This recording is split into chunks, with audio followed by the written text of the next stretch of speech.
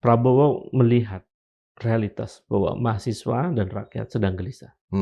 Ini sebenarnya episode perlawanan generasi Z. Generasi Z dan generasi Alpha ini sebetulnya generasi korban mereka. Korban dari kelakuan buruk, performa buruk, kekuasaan. Kalau dia nuduh mahasiswa kau yang gelap, justru kau yang lebih gelap kan gitu. Betul. Opung bisa lebih gelap kan daripada mahasiswa. Iya. Yang mengalami kegelisahan itu bukan hanya mahasiswa, bukan hanya kelompok masyarakat sipil, tapi juga emak-emak di rumah. Ekonomi yang stagnan, gitu. Inflasi yang juga membuat mereka mengalami beban ekonomi yang lebih. Mereka sarjana dan tahu argumen mahasiswa itu benar. Indonesia emas itu hanya mimpi. Hanya mimpi dan bahkan hanya ilusi.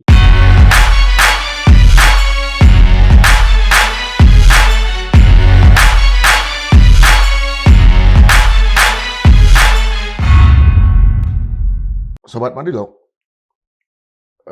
penulis R.A. Kartini, habis gelap terbitlah terang. R.A. Kartini pernah ditawarin beasiswa oleh Nyonya Bendanon ke Belanda. Namun R.A. Kartini mengatakan waktu itu jangan dia. Lalu dia menyebut seorang laki-laki yang sangat pintar dan segala macam untuk berangkat. Siapa yang ditunjuk? Haji Agus Salim. Nah, kemudian belum jadi haji waktu itu ya. Kemudian itulah cikal bakal dari gerakan mahasiswa. Mahasiswa Indonesia yang menjadi aktivis di Belanda dan kemudian di Indonesia. Yang pertama kali menjadi mahasiswa itu adalah Abdul Rifai. Dia seorang dokter. Dan dia yang membuat catatan harian tentang siapa saja mahasiswa baru yang masuk dari Indonesia dan apa kelakuannya gitu. Termasuk Syahrir dulu yang kalau tidur itu di tangga rumah. Pulangnya agak kemalaman, jadi nggak bisa masuk ke dalam. Nah, habis gelap terbitlah terang, itu oleh gerakan mahasiswa hari ini dimunculkan dengan bahasa yang apik ya, Indonesia gelap. Kita akan melihat sejauh mana Indonesia gelap ini punya dampak terhadap gerakan mahasiswa sekarang dan dampaknya ke pemerintahan. Lalu sampai kapan gerakan ini akan terus hadir? Apakah sampai Indonesia betul-betul terang gitu? Karena hari ini juga kita melihat persoalan Pertamax versus Pertalit, RON 90 versus RON 92, dan saya terlalu paham masalah-masalah itu karena saya angkatan 91. Kita hadirkan lagi untuk membahas ini adalah pelaku gerakan mahasiswa tahun 90-an sampai 98 dan juga salah satu ideolog dari gerakan mahasiswa, dosen dari Universitas Negeri Jakarta dan seorang sosiolog yang banyak sekali membina para ilmuwan-ilmuwan muda. Bung Ubedillah Badrun. Ya, ketemu lagi. Ini, kalau kita lihat ya gerakan mahasiswa sekarang, itu kan baru sekedar pemanasan, baru tensi 1. Kira-kira tensi 2-nya dan tensi 3-nya kapan nih? Biasanya naiknya tensi gerakan itu, atau bahkan berdampak ke sosial tensi ya, ke tensi sosial, itu terjadi ketika kemudian aspirasi dari mahasiswa, di mana mahasiswa menangkap keinginan publiknya gitu, yang rakyat itu kemudian tidak diberikan ruang, tidak didengar, bahkan direspon dengan kalimat-kalimat yang justru blunder begitu, seperti narasi endasmu dan lain-lain, kira-kira begitulah. Maka respon-respon yang tidak akomodatif terhadap aspirasi mahasiswa itu menimbulkan satu simpanan kekecewaan, kemarahan yang luar biasa. Kalau kemudian itu sampai pada titik tertentu tidak juga direspon oleh kekuasaan, baik pemerintah eksekutif maupun legislatif, eskalasi gerakan mahasiswa memungkinkan akan terus mengalami kenaikan. Apalagi misalnya represi dari aparat tertentu terhadap kelompok-kelompok sipil itu makin terlihat. Bahkan karya-karya seni mulai dibungkam dan lain-lain. Saya kira akumulasi kekecewaan demi kekecewaan itu akan memungkinkan, satu gerakan itu bisa berlipat ganda. Dari tensi 1 bisa naik ke level 2, Hmm. 3 dan seterusnya. Hmm. Jadi saya kira, Hmm. itu bergantung dari seberapa cerdas kekuasaan, baik eksekutif maupun legislatif merespon aspirasi publik. Karena mahasiswa itu sebenarnya bukan hanya memikirkan dirinya, tapi juga mereka merasakan bahwa rakyat hari ini sedang berjalan di lorong yang gelap. Itu momentumnya kapan kira-kira? Yang kedua? Kalau kita lihat atau kita cermati dari, beberapa isu yang dituntut oleh mahasiswa, misalnya soal, kepastian tentang ketidaknaikan uang kuliah misalnya, Hmm. itu kan penting dinarasikan oleh Hmm. menteri misalnya, bahkan oleh presiden. Hmm. Kemudian soal, bahkan di salah satu, instruksi presiden Hmm. yang, nomor 1 tahun 2025 itu kan mahasiswa juga ingin itu dicabut misalnya. Ya, ya. Efisiensi yang dinilai tidak tepat dan Hmm. lain-lain. Itu saya kira poin-poin yang kemudian menurut mahasiswa sampai hari ini Hmm. masih belum didengar aspirasi mereka. Hmm. Dan saya kira banyak lagi poin-poin yang mereka rumuskan sampai 13, termasuk misalnya Hmm. persoalan hukum, persoalan, Hmm. pengadilan pentingnya pengadilan dari kasus, Joko Widodo misalnya Hmm. dan seterusnya. Jadi saya kira, itu semua kalau kemudian tidak dipenuhi oleh pemerintah, oleh penegak hukum, oleh parlemen, itu kan semacam, fungsi-fungsi trust politika, Hmm. tidak berjalan begitu. Hmm. Itu yang membuat kemarahan mahasiswa akan terus memuncak. Apa momentum Mei 98 dan bulan Mei 2025 nanti itu akan memunculkan lagi mahasiswa-mahasiswa untuk turun ke jalan, terutama untuk menegaskan 13 tuntutannya itu. Saya kira ada hubungan, atau semacam ada genealogi, aspirasi ya, antara, era 98 dengan sekarang. Dan bulan Mei, itu kan momentum 27 tahun reformasi. Di mana salah satu tuntutan dari reformasi itu kan, pemberantasan KKN misalnya, kemudian demokratisasi dan lain-lain.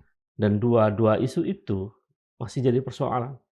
Jadi kalau kemudian, teman-teman mahasiswa itu melakukan semacam, perbandingan antara tuntutan era reformasi yang menghendaki, bersihnya KKN begitu, korupsi, kolusi, nepotisme, dan hadirnya demokrasi, yang terjadi justru makin gelap sekarang. Jadi sebenarnya diksi Indonesia gelap itu cukup punya argumen ilmiah. Karena, bayangkan misalnya, indeks korupsi kita skornya, 34 dan seterusnya itu ya. Betapa korupsi merajalela misalnya. Itu kan menandakan, kegelapan yang sedang terjadi dalam persoalan, pemberantasan korupsi. Kemudian demokrasi, kebebasan sipil kita skornya hanya 5 misalnya. Soal hak asasi manusia hanya 3,2 misalnya. Dan seterusnya dan seterusnya. Jadi kegelapan demi kegelapan itu terjadi. Dan itu yang membuat mahasiswa ya harus bersuara mereka. Karena sebetulnya yang berhak memegang masa depan kan mereka. Betul, betul. Mereka akan mengalami situasi yang lebih buruk kalau mereka tidak bersuara. Ya. Jadi kalau kemudian di bulan Mei itu juga menjadi refleksi penting antara harapan, reformasi dan realitas hari ini yang sangat jauh berbeda, seperti jauh panggang dari api misalnya, maka itulah ruang yang memungkinkan mahasiswa untuk melakukan evaluasi. Dan bisa jadi, ini kan akan terus bergulir di saat yang sama kemudian ekonomi makin, memburuk, ada kecenderungan begitu, karena ada utang jatuh tempo dan, macam-macam lah, inflasi dan lain-lain yang kita cukup prihatin lah, apakah mampu pemerintahan ini mengatasi persoalan ekonomi yang sangat serius ini.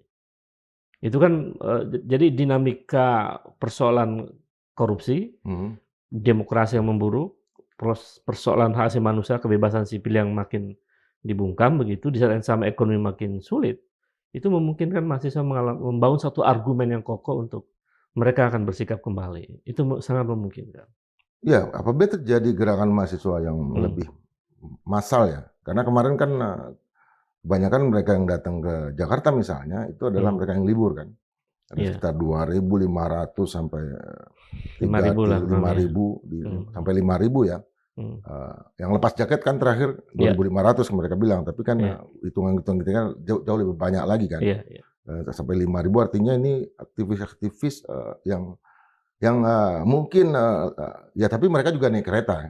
Di iya, wilayah Jawa rata-rata akan datang ke iya, sini iya, kan dari iya, di depan saya lihat ada UGM dengan iya, seragamnya, iya, ya ada UI, ada iya. UNJ dan segala macam. Artinya Hmm. mereka lebih mereka adalah inisiator dan Iya, pimpinan-pimpinan gerakan. betul. Artinya kalau bulan Mei itu udah menyebabkan massa aktif yang ada di Kalau kampus. saya lihat memang kemarin tuh aktivis elit mahasiswanya ya Oke. banyak begitu. Maksudnya ada ketua BEM, pengurus-pengurus BEM di tingkat program studi sampai fakultas dan seterusnya, Hmm. yang mereka memang memiliki kesadaran mungkin lebih dibanding mahasiswa pada umumnya, Hmm. dan mereka turun ke jalan pada Indonesia Gelap kemarin, aksi Indonesia Gelap, dan itu di saat mereka masih sebagian besar kampusnya ada yang masih libur. Hmm. Tapi sebagian sudah mulai masuk ya. Hmm. Di beberapa universitas di Jakarta ada yang sudah masuk, ada yang belum. Hmm. Termasuk ya di Jawa. Nah, Hmm. kalau kemudian kalau Indonesia Gelap kemarin aksinya di momentum di mana seluruh mahasiswa sedang masuk kuliah, Hmm. mungkin akan lebih besar. Apalagi nanti kalau misalnya bulan Mei ya, Hmm. setelah usai Lebaran begitu, Hmm. kemudian mereka cukup punya ruang untuk mengekspresikan dirinya dan jejaring mereka akan terkonsolidasi dengan baik, itu memungkinkan. Karena kan secara sosiologis sebetulnya kalau saya boleh mengatakan ini sebenarnya episode perlawanan generasi Z. Episode perlawanan generasi Z. Generasi Z. Yang mereka selama ini banyak dibohongin begitu. Kekecewaan demi kekecewaan mereka alami dalam 5 tahun terakhir. Termasuk mereka ketika demonstrasi di episode dari penolakan terhadap revisi Undang-Undang KPK, kemudian Omnibus Law dan lain-lain itu kan itu masih ada mereka yang tahun ketiga, ada yang tahun keempat sekarang gitu. Itu dari mereka menumpuk kekecewaan itu. Dan ya ekspresinya mereka narasikan dengan berbagai diksi yang saya kira itu cukup luar biasa ya. Kan dulu mereka dalam beberapa tahun lalu menggunakan tagar mesti tidak percaya misalnya. Lalu reformasi di korupsi. Kemudian peringatan darurat misalnya. Sekarang Indonesia Gelap dan pergi aja dulu ya. Dan lain-lain itu. Itu kan sebetulnya ekspresi dari kekecewaan dan mungkin berpadu dengan kemarahan yang luar biasa dari mahasiswa terhadap praktek kekuasaan. Artinya mereka sekarang lagi melakukan konsolidasi ya. Apa yang mereka kerjakan sekarang? Saya lihat Gen Z ini menarik, Bung. Di satu sisi mereka generasi yang serba instan begitu, karena kemewahan teknologi digital yang mereka alami. Mereka dengan mudah mengakses informasi dan lain-lain. Meskipun beberapa sosiolog seperti Simon Buman misalnya menyebut era sekarang ini generasi baru ini mengalami semacam minimnya kedalaman ontologis gitu. Jadi respon terhadap isu itu begitu reaktif, tapi dianggap kurang dalam. Nah, tapi sebagian Gen Z itu justru dia berbeda tuh dengan generasi Gen Z pada umumnya. Mereka dengan akses yang mewah itu melakukan kerja-kerja intelektual. Jadi diskursus mereka sekarang ini banyak sekali diskusi-diskusi yang diadakan oleh mahasiswa. Apa agenda konkretnya tuh? Agenda konkretnya konsolidasi, mereka diskusi publik dan lain-lain itu mereka lakukan. Dan itu menggambarkan bahwa tradisi intelektual sebetulnya melekat juga pada generasi Z ini. Jadi jangan dikira mereka generasi rebahan begitu.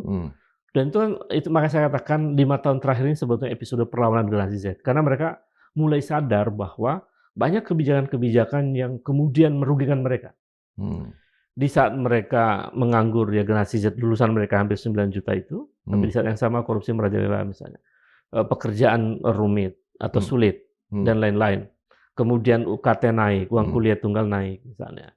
Biaya-biaya pendidikan naik dan seterusnya. Itu kan langsung mereka rasakan. Begitu mereka merasakan itu, mereka melakukan kajian ilmiah, dan mereka bergerak karena basis argumen ilmiah yang baik. Kemarin kan ada tudingan dari para buzzer bahwa mereka ditunggangi. Apa benar?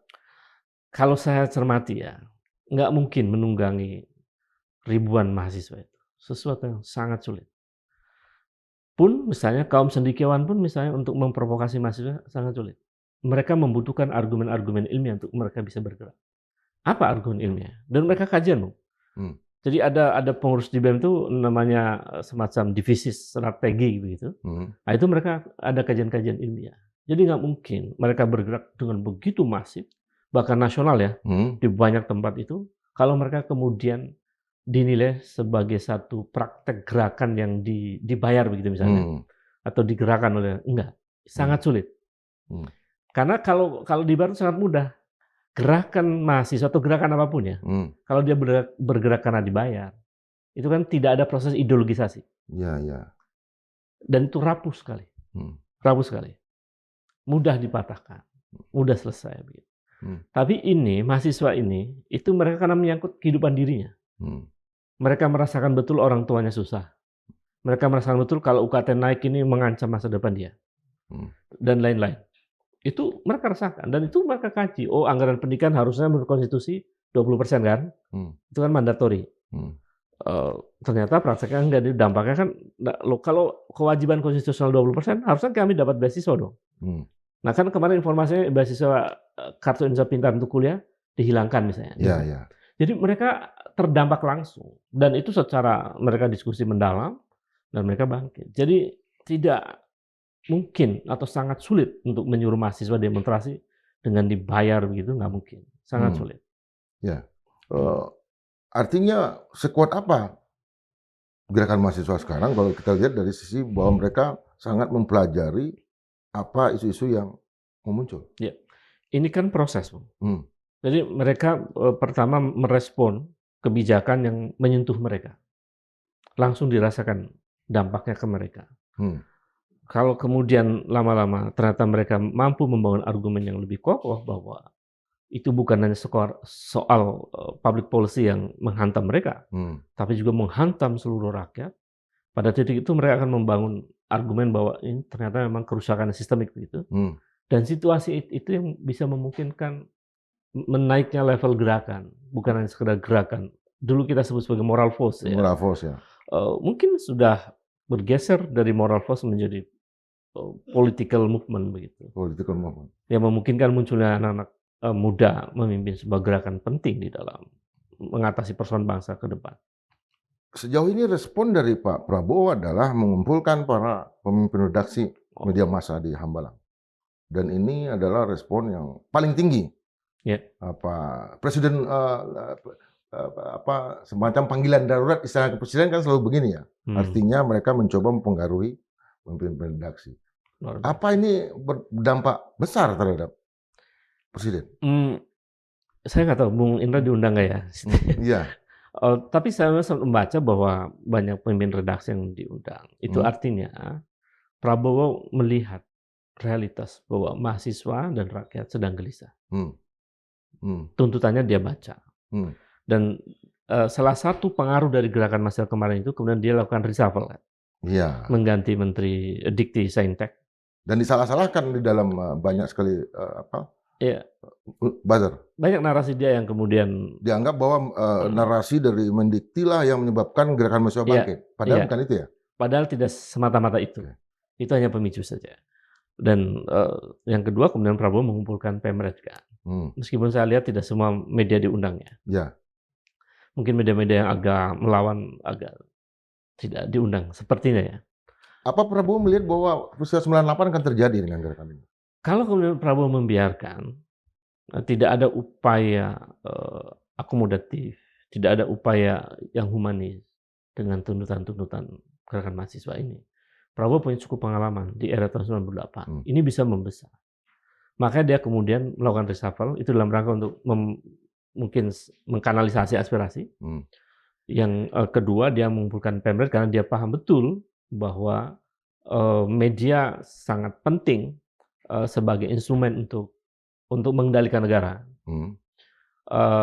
Karena tanda-tanda demikian luar biasanya gerakan mahasiswa, ada dugaan atau mungkin saya menduga bahwa Prabowo mungkin sedikit agak mungkin khawatir ya, Khawatir ya? khawatir. Iya. Saya nggak mau mengatakan Oh, ketakutan. karena seorang Ubedillah Badrun Iya, nggak menggunakan istilah yang iya, terlalu aktivis gitu.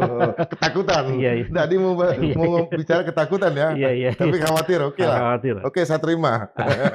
Ya. Ada karena saya sisi akademiknya Mas ini. Hmm, Jadi kekhawatiran itu terlihat dari diri Prabowo. Dan itu kan dia responnya sangat cepat ya. hmm, Nah, tetapi kan tuntutan mahasiswa tidak hanya itu, Bung. hmm. Banyak.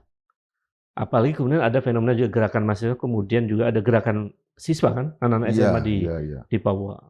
Mereka sebenarnya tidak memerlukan dalam tanda petik tidak memerlukan makan bergizi gratis, Iya. tapi mereka menginginkan sekolah gratis. Misalnya. Hmm, Mahasiswa juga sesungguhnya tidak memerlukan yang sifatnya apa itu seperti apa sinterklas itu ya, hmm, eh, voluntary kan dan lain-lain begitu. Tidak seperti itu yang diinginkan oleh mahasiswa.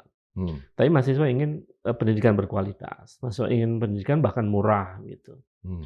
bahkan gratis misalnya dan seterusnya. Nah aspirasi itu kalau kemudian tidak diimplementasikan oleh atau tidak didengar oleh Prabowo, ya tetap aja mahasiswa pasti ketika ada ketidakadilan, ketika ada kebijakan yang merugikan mereka, bahkan merugikan rakyat banyak, pasti mereka bersuara. Kalau dikatakan bahwa Indonesia gelap adalah tensi 1 dan nanti bulan Mei itu tensi 2, dengan tagar yang kita tunggu dari mahasiswa, pasti mereka sedang mendiskusikan tagar apa yang mereka mainkan. Biasanya bulan September, Oktober itu akan muncul gerakan mahasiswa yang berulang dan tetapi mungkin jauh lebih besar. Nih, Ya. apakah September dan Oktober ini tentu dengan tensi 3 ya, itu langsung mengerucut dari 13 itu ke salah satu tuntutan yaitu tangkap dan adili Joko Widodo. Saya cermati dari cara kerja mahasiswa ini juga bagus ya, bahwa dia setiap kali bergerak itu basisnya ilmiah. Yang kedua dia lakukan evaluasi, lalu dia cermati kebijakan dan respon kekuasaan. Lalu dengan merespon itu dia analisis lalu kemudian bergerak. Maka ketika bulan Mei tidak ada kemajuan misalnya, tidak ada perubahan yang signifikan dari kekuasaan. Dan momentum September Oktober itu kan 1 tahun kekuasaan Prabowo, pemerintahan baru. Dan itu momentum evaluasi penting dari pemerintahan. Nah kalau kemudian itu di saat itu pemerintah performanya buruk, tidak mampu menunjukkan kemajuan begitu di sektor politik, demokrasi, HAM, ekonomi dan lain-lain. Saya kira bisa jadi tensi itu akan makin menguat ya, bisa sampai level 3 misalnya.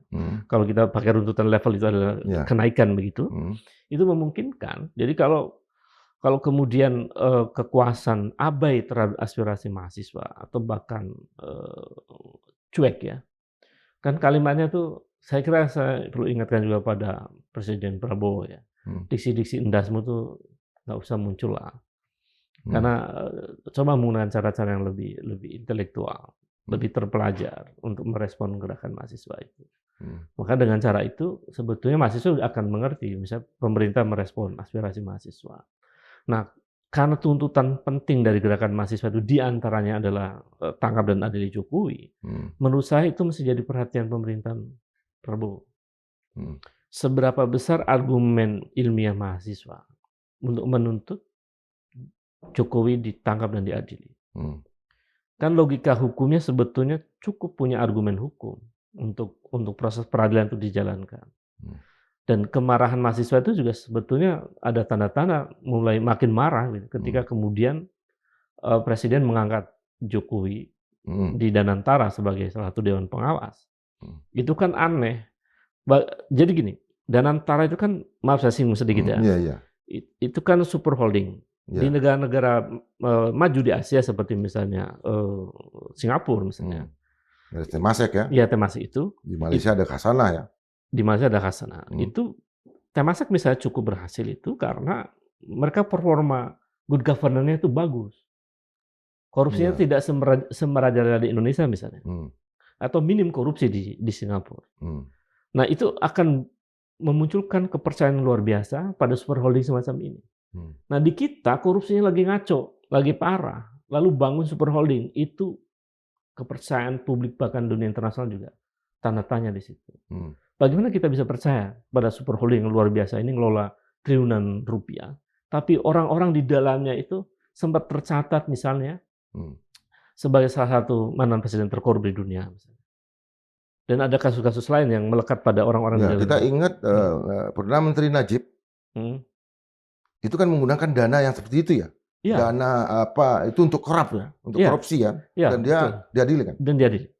Artinya super holding ini potensial apabila kepentingan politik masuk digunakan misalnya Betul. untuk segala macam. Contohnya di Malaysia itu ya? Iya, betul. Itu berisiko dan itu memungkinkan mereka memainkan anggaran itu. Apalagi misalnya tidak ada aturan yang jelas soal bagaimana misalnya KPK bisa masuk, kemudian PPATK bisa memantau dan lain-lain. Aliran dananya ya? Aliran dananya dan susah. Jadi kalau kemudian itu tidak ada dan mahasiswa makin, oh ternyata memang pemerintahan ini tidak mendengarkan aspirasi mahasiswa.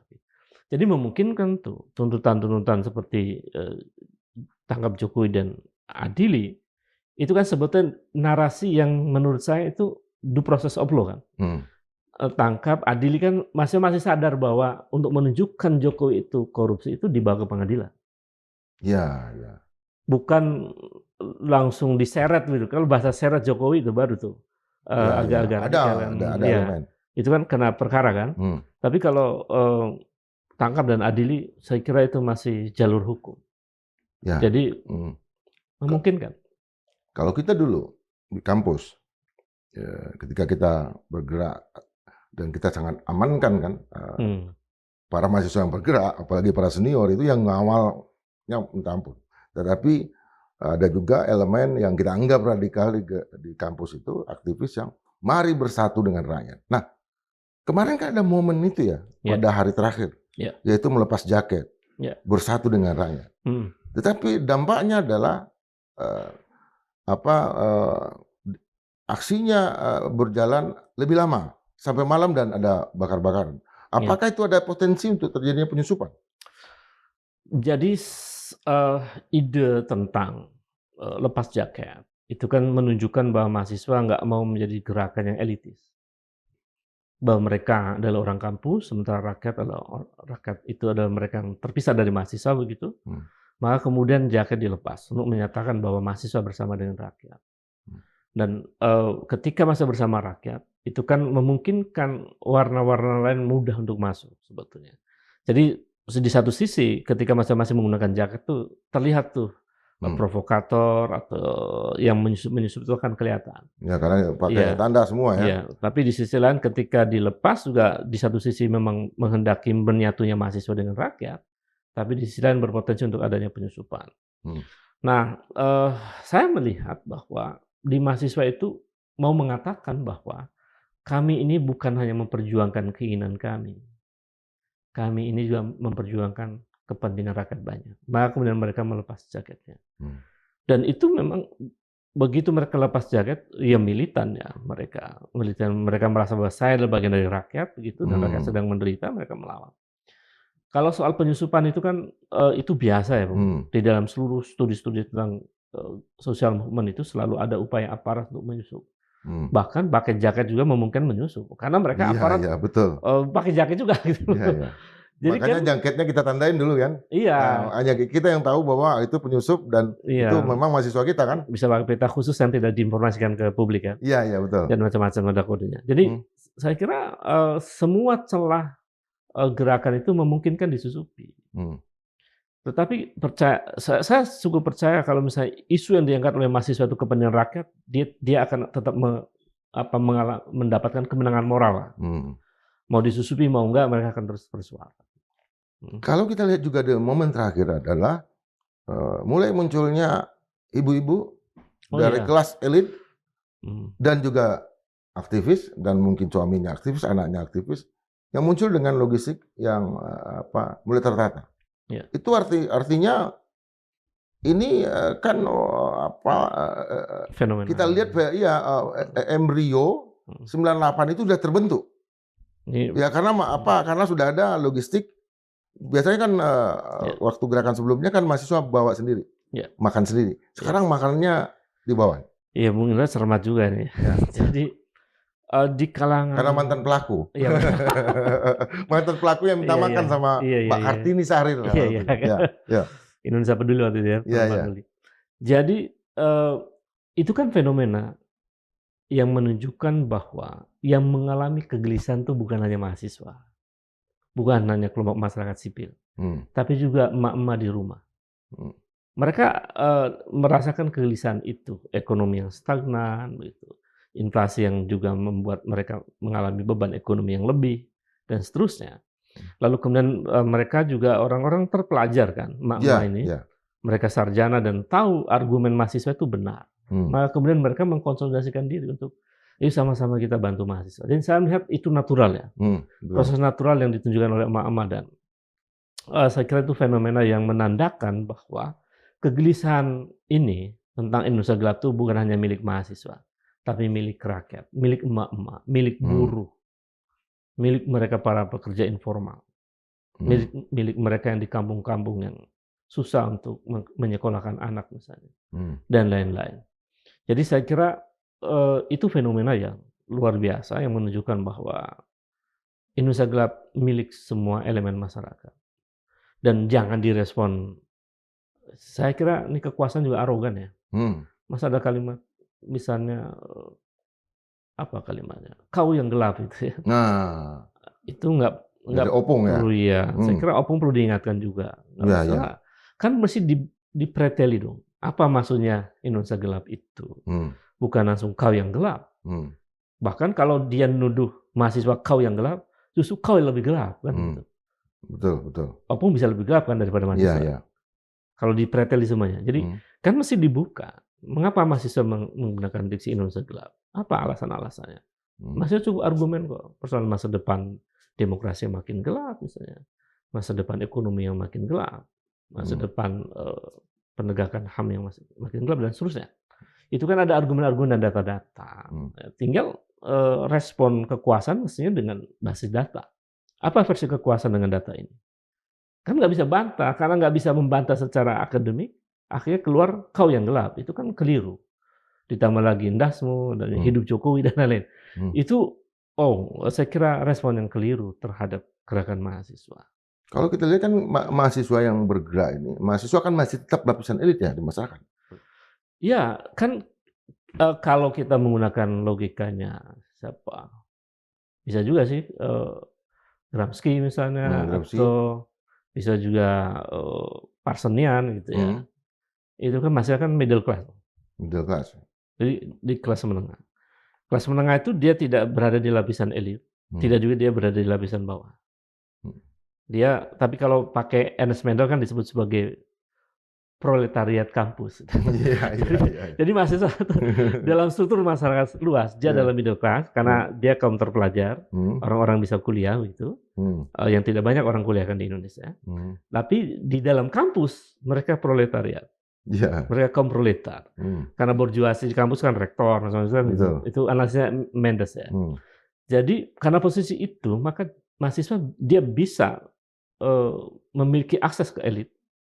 Dalam bentuk bisa melawan begitu, bisa berdebat, bisa diskusi dan lain-lain. Tapi juga mereka bisa ke bawah. Karena mahasiswa punya tugas pengabdian pada masyarakat juga. Mereka mengendus apa yang terjadi di masyarakat. Jadi karena posisi kelas menengah itu memang kadang-kadang dianggap elitis. Kadang-kadang dianggap, ternyata mahasiswa menyatu dengan rakyat. Itu posisi itu memang seringkali dilematis dari mahasiswa. Jadi tuduhan-tuduhan elitis pasti mungkin terjadi. Tapi mahasiswa selalu berusaha saat cermati untuk mendekatkan diri kepada masyarakat. Dan pada titik tertentu, ketika mahasiswa itu melepaskan jaket alma maternya, itu mereka betul-betul adalah bagian dari rakyat banyak. Kalau dilihat dari segi umur ya, biasanya para leadernya itu udah berusia 20 atau 21 tahun. Artinya mereka ini kelahiran tahun 2004 ya. Iya, 2004-2005 leadernya. Tapi ya yang kemudian nanti menjadi masa aksi kan mereka kelahiran 2005 2006 ya, artinya 2006. Artinya kalau kita lihat dari suprastruktur kekuasaan itu adalah era ketika Pak SBY terpilih pertama kali menjadi presiden kan dan segala macam. Mereka baru lahir. Ini benar-benar pertarungan antara generasi Z yang sangat addicted, sangat terhadap informasi yang mereka lihat di media teknologi, dengan tokoh-tokoh yang sampai hari ini kita masih lihat kemarin di Danantara, Pak SBY ada. Artinya ketika mereka lahir, Pak SBY udah jadi presiden. Pertarungan antara kelompok generasi Z dengan generasi Z yang lain, tapi generasi Zeus. Betul nggak itu yang terjadi? Artinya ini sangat jauh jaraknya. Generasi yang percaya pada mitos, segala macam, mereka yang percaya sama teknologi. Iya, saya kira ini menarik ya untuk melihat betapa kesenjangan pikiran-pikiran progresif antara generasi masa lalu, generasi yang mungkin lahir tahun 40-an begitu, 50-an, dengan generasi yang lahir tahun 2004. Itu berbeda. Saya lihat mungkin daya jangkau kedalaman pikiran dari generasi SBY dan Jokowi dan sebagainya itu sangat sulit untuk menyelami apa yang sesungguhnya diharapkan dari generasi Z. Ini kegagalan sebetulnya dari penguasa untuk membaca dan membuat kebijakan yang menyentuh mereka. Mereka lupa nih elit penguasa ini bahwa Gen Z ini jumlahnya terbesar secara kuantitatif. Ada 27%. Itu generasi terbanyak. Dan sekarang kalau nggak salah lapisan mahasiswa yang sedikit ya, mungkin generasi Alpha udah masuk juga berarti? Iya, sudah masuk, mulai masuk. Nanti ya tahun-tahun ke depan generasi Alpha yang mulai bertambah gitu. Jadi artinya tahun depan kalau ada gerakan itu udah mulai generasi Z bersama dengan generasi Alpha. Generasi Z itu udah pemimpinnya, generasi Alpha jadi itu mungkin lebih ngeri lagi itu. Iya. Karena mereka native digital ya. Native digital, dan itu memungkinkan mereka menggunakan banyak pola-pola gerakan baru yang lebih kreatif melalui menggunakan teknologi digital. Nah, mereka ini karena jumlahnya sangat banyak. Dan mereka juga sangat solid dengan kawan-kawannya. Artinya soliditas mereka. Karena mereka orang virtual. Tapi kalau bertemu dengan kawan itu, ya saya ngeliat anak saya yang sekarang di SMK. Kawan-kawan dia adalah kawan-kawan SD dulu segala macam dan sangat solid. Dan sangat punya kalian mereka di era sekarang ya. Punya dunia mereka kan. Dunia sendiri. Jadi kita bisa bayangkan dunia sendiri mereka itu dengan soliditas yang kuat. Kalau mereka diganggu kepentingannya, kita bisa bayangkan betapa dahsyatnya itu sudah ke depan. Ketika mereka sadar bahwa mereka dikibuli, misalnya mereka dibohongi oleh kekuasaan dan seterusnya. Jadi generasi Z dan generasi Alpha ini sebetulnya generasi korban mereka. Korban dari kelakuan buruk, performa buruk kekuasaan. Bayangkan republik ini kan mestinya menangkap masa depan, lalu membuat kebijakan dan mereka menampakkan performa yang baik kan.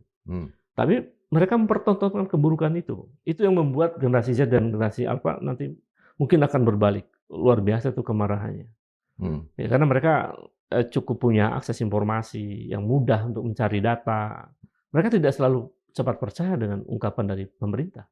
Benar nggak? Mereka lalu kemudian cari sumber informasi mungkin utama begitu, ternyata beda versinya pemerintah ini, versinya lembaga riset ini. Itu kan mereka cepat sekali tuh untuk mengecek data, dan itu yang membuat mereka punya semangat yang berbeda ya dengan generasi lama. Cara menjawab dari Presiden Prabowo, salah satu diksi yang diungkapkan untuk menjawab Indonesia gelap itu adalah survei analisis sebetulnya, analisis dari Goldman Sachs yang mengatakan bahwa tahun 2045 segala macam. Yang menurut saya itu kita pernah alamin di era 98 ya. Kita pernah alamin megatrend Asia. Kita John Naisbitt, Patricia Abundance, kemudian sampai Ziauddin Sardar yang kalau nggak salah. Dulu di zamannya kita kan banyak banget itu. Soeharto Rosto ya. Para futurolog yang sangat dihormati oleh negara dan segala macam diundang-undang ke sini. Lalu mereka bicara bahwa Indonesia akan terbang ke langit dan segala macam, tapi kenyataannya patah. Nah, cara ini seperti diulangi oleh Pak Presiden Prabowo. Apa nanti dampaknya? Saya lihat itu bisa jadi ilusi sih ya. Karena berkali-kali Nina Bobo dari imajinasi itu kemudian diyakini kekuasaan dan terbukti gagal. Dulu di zaman Orde Baru kita dicekoki informasi yang luar biasa bahwa kita akan mengalami tinggal landas. Nah, tinggal landas ya. Take off itu kan Rostow ya, analis ekonom Rostow itu. Lalu kemudian ternyata akhirnya kita tinggal di landasan, bukan tinggal landas. Pesawat kita dibarter dengan beras ketan. Betul, dan seterusnya. Situasi itu saya khawatir itu mirip terjadi seperti sekarang. Misalnya narasi-narasi yang diproduksi oleh kekuasaan itu, kita akan mengalami Indonesia emas tahun 2045. Kita akan menjadi negara terbesar keempat di dunia setelah Cina, Amerika, India, dan Indonesia. Paling sejahtera di dunia dan seterusnya. Itu kan imajinasi-imajinasi yang memerlukan analisis mendalam dan perlu diuji. Apa salah satu uji untuk meyakinkan itu adalah performa kekuasaan. Jadi sepanjang good governance tidak dijalankan, apalagi tidak clean government itu, dan seterusnya. Sepanjang itu pula Indonesia emas itu hanya mimpi. Hanya mimpi dan bahkan hanya ilusi. Kenapa? Karena Indonesia emas, tapi di saat yang sama pola-pola dinasti politik dipelihara, korupsi dibiarkan, tidak ada hukuman tegas dan lain-lain. Nggak mungkin kita mengalami itu, kecuali melakukan langkah-langkah yang radikal, yang ekstra untuk mengatasi semua itu. Jadi nggak mungkin Indonesia emas, sangat berat. Artinya kalau kita proyeksikan kepada olahraga misalnya, Olimpiade, SEA Games, Asian Games, Indonesia emas adalah sebuah target.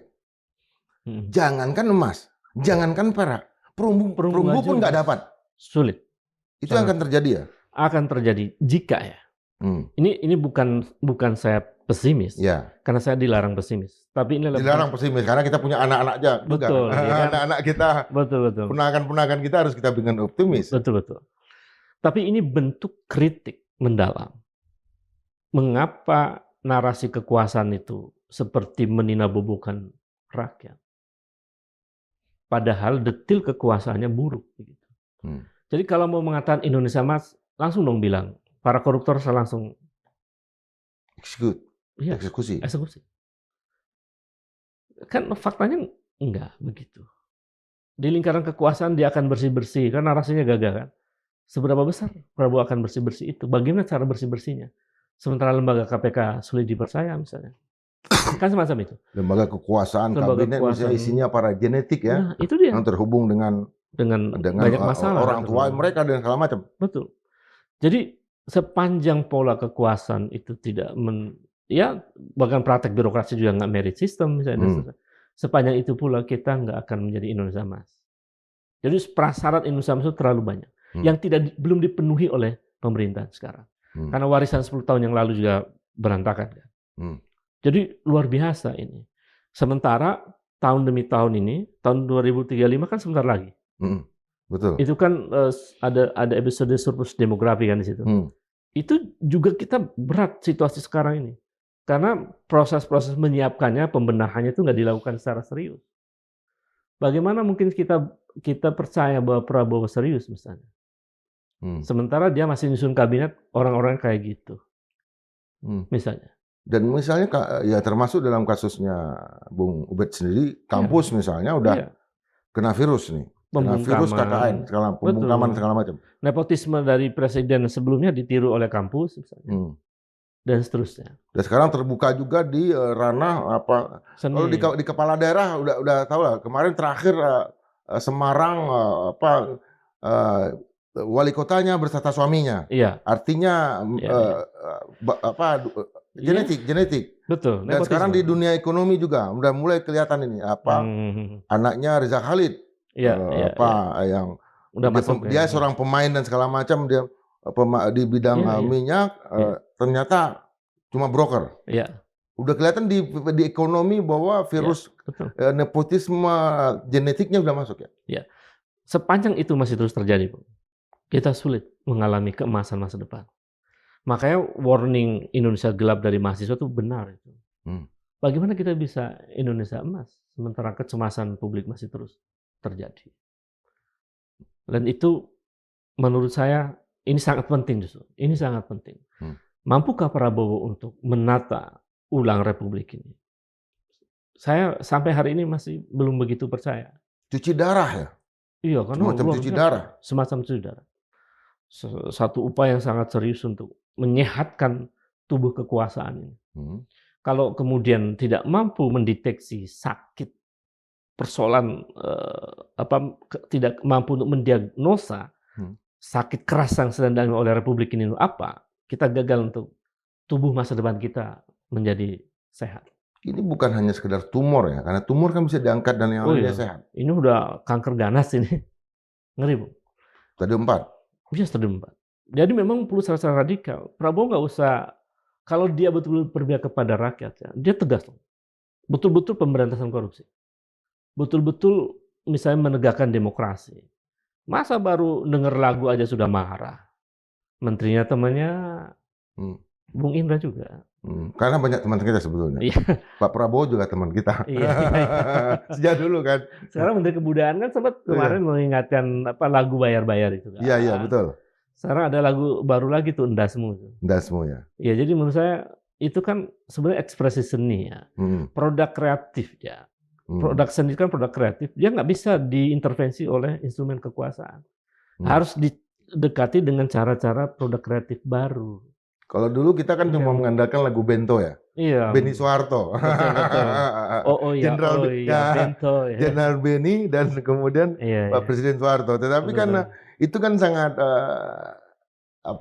Iya, itu kan iya. cuma Ya, diksi yang dimainkan diksi. oleh Iwan Fals, ya, Iya, iya. supaya kita semangat. Iya, Dan itu kita gunakan untuk naik gunung, untuk betul, camping. betul, membangun semangat ya. Iya. Dan saya kira itu karya kreatif sebenarnya. Jadi kalau tanda-tanda pembungkaman terhadap karya seni juga terjadi, itu kan menunjukkan bahwa memang rezim ini bermasalah gitu. Kenapa sih harus takut dengan lagu semacam itu? Katakan saja terima kasih kan mestinya. Terima kasih kepada apa nama guru bandnya itu yang telah mengoreksi kami dan Sukatani. Iya, Sukatani. Kami akan merubah keadaan ini kan itu lebih bagus sebenarnya daripada kemudian dibungkam. Kan nggak mungkin tidak ada pembungkaman kalau kemudian sampai dia minta maaf itu kan. Iya. Jadi tanda minta maaf itu dan kemudian menarik produknya itu kan bentuk pembungkaman. Ya kalau sebelum 98 itu kan yang dibungkam ya apa engkau yang sudah tua, ya betul. apa kabarmu? Betul. Tubuh. Nah, kan dia dibungkam bandnya kan. Kemudian itu menjadi semacam jingle bagi kita bergerak kan? Iya betul. Termasuk kan juga karena Pak Harto tersinggung kan, yang padahal jangan Pak Harto nggak pernah dengar. Iya. Jadi memang upaya itu terlihat untuk membungkam karya-karya kreatif. Dulu kan teater kelompoknya Rendra, Ratna Sarumpait waktu itu ya, sempat dilarang juga kan. Sekarang pentas-pentas produk seni yang seperti lukisan kemarin wajah dinasti Jokowi kan, siapa namanya lupa saya pelukisnya yang terkenal Pak itu. Yos ya. Pak Yos itu kan juga dilarang. Kemarin mau ada teater Mulyono di salah satu kampus di Jawa juga dilarang. Sekarang lagu-lagu mulai seperti. Jadi menurut saya sepanjang pembungkaman terhadap karya kreatif juga masih terjadi, korupsi yang merajalela tidak diberantas secara serius, demokrasi makin memburuk, ekonomi cara-cara kerjanya itu menurut saya berpotensi sangat besar dengan adanya Danantara itu melakukan kejahatan ekonomi yang luar biasa. Itu juga masih terjadi dan lain-lain. Saya kira kita belum optimis, belum ada harapan untuk membuat masa depan kita menjadi emas. Maka momentum gerakan Indonesia Gelap itu sebetulnya satu diksi radikal dari mahasiswa untuk mau mengatakan bahwa Prabowo, kalau kamu mau serius, lakukan sesuatu yang sangat radikal. Kira-kira begitu. Tapi kalau enggak ya kita luar biasa menghadapi situasi masa depannya. Gitu. Oke, Bung. Kalau kita perpanjang nanti mahasiswa menuduh kita menjadi advisor bagi pemerintahan. Iya. Sobat Madilog, gerakan mahasiswa di Indonesia adalah gerakan mahasiswa yang paling maju, modern, dan sebetulnya tidak seanarko gerakan-gerakan mahasiswa yang lain. Kita tahu dulu di Italia, gerakan mahasiswa bersekutu dengan tentara merah itu menculik para politisi dan segala macam. Ada yang dieksekusi. Bahkan juga di Jepang juga terjadi itu, mereka menggunakan Gasarin itu adalah kelompok mahasiswa radikal yang bekerja sama dengan kelompok teologi radikal, memunculkan yang namanya mereka melakukan sabotase dalam bentuk semi terorisme, misalnya melemparkan bom asap ke stasiun-stasiun kereta. Kemudian di beberapa negara di Asia Tenggara, misalnya di Thailand, itu gerakan mahasiswa Marxis malah bertempur. Mereka masuk ke hutan dan kemudian megang senjata melawan yang namanya rezim yang berkuasa gitu. Salah satu yang melahirkan Partai Demokrat, Vejasiva itu adalah muncul dari gerakan mahasiswa yang masuk hutan dan kemudian melepaskan senjatanya dan kemudian mereka membentuk partai politik. Artinya ketika para pemerintahan atau para penguasa melihat gerakan mahasiswa bakar-bakar dan itu menganggap bahwa ada ideologi yang parah di sana, mereka lupa bahwa gerakan mahasiswa inilah yang membentuk kekuasaan. Dan kemudian sebagian besar para aktivisnya menjadi penyelenggara negara. Jadi ketika gerakan mahasiswa sekarang muncul, mereka lah yang nanti akan menjadi leader. Ketika saya dan Bung Ubed sudah tua atau sudah tidak lagi ada di dunia ini. Hidup gerakan mahasiswa. Tetap berpikir merdeka 100%. Merdeka.